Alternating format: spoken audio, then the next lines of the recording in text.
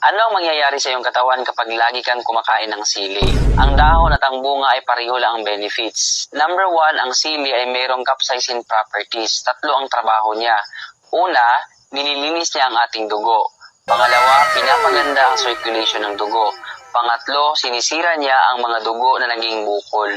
Number 2, ang sili ay appetite, pangpagana ng kain. Gumawa ka na lang ng tinulang manok at ihalo mo ang dahon ng sili.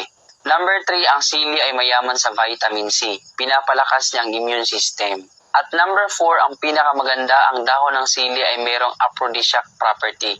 Ibig sabihin, maganda po ito para sa mag-asawa dahil pangpagising po ito sa gabi at pangpatigas ng tuhod.